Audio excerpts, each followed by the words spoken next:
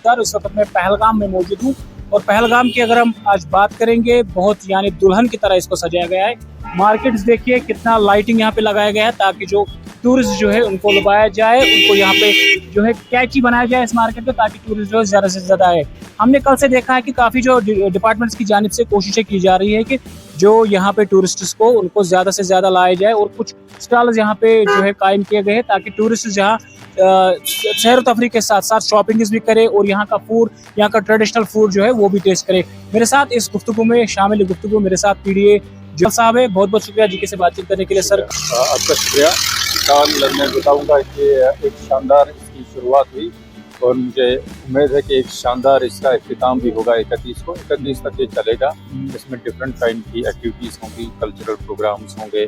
हमारा जो जैसा आपने पहले अपने ओपनिंग रिमार्क्स में कहा कि ट्रेडिशनल फूड यहाँ पे, जैसे हरीसा हमारी विंटर एक स्पेशलिटी है, तो हरीसा का स्टॉल लगा है यहाँ पे, अंगड़ियों का स्टॉल लगा हुआ है। ऐसे ही डिफरेंट तरह के स्टॉल यहाँ पे लगे हुए हैं। इसके साथ साथ जो हमारा गाना बजाना है, एंटरटेनमेंट जो पार्ट है, उसका भी हमने ख्याल रखा है ताकि जो टूरिस्ट यहाँ पे आए एक होल सेल उसको एक एंटरटेनमेंट मिले।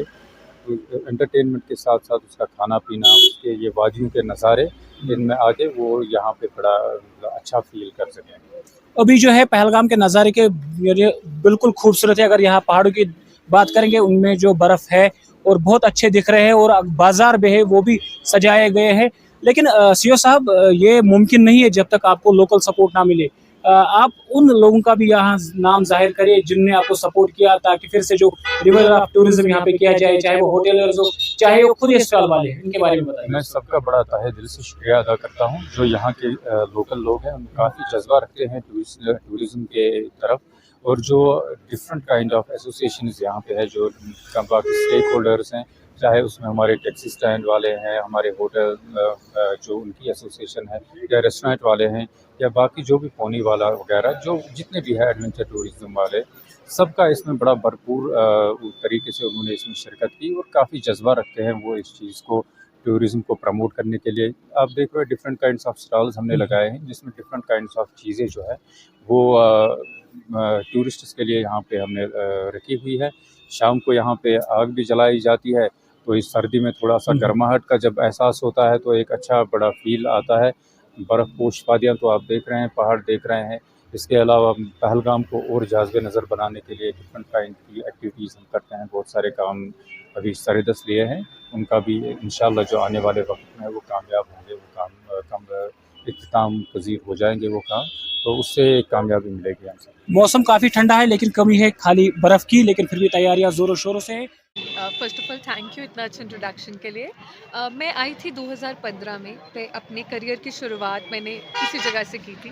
लाजवंती एक सीरियल था जिसकी शूट यहाँ पे की थी, और अभी तक मुझे याद है, इतनी फ्रेश मेमोरीज़ है कि कितना ब्यूटीफुल है। मुझे अभी तक याद है, मैंने अपने पेरेंट्स को कॉल किया था कि हम बहुत घूमे हैं with in India, but Kashmir जैसी ब्यूटी कहीं और नहीं देखी।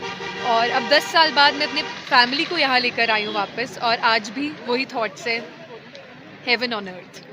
आइए, आप यहाँ आएंगे, आप खुद अपनी आंखों से देखेंगे, आप मेस्मराइज फील करेंगे। जो ब्यूटी यहाँ पर है, माउंटेन ब्यूटी, जस्ट एवरीथिंग। मुझे लगता है कि यहाँ का लैंडस्केप ही बहुत डिफरेंट है बाकी सब जगहों से। मैंने इंटरनेशनली बहुत ट्रैवल किया। मैं अभी जर्मनी से वापस आई हूँ, और मैं अभी कल हम लोग गुलमर्ग गए तो मैं कह रही थी, ओ माय गॉड, ये तो जर्मनी से भी ज़्यादा सुंदर है।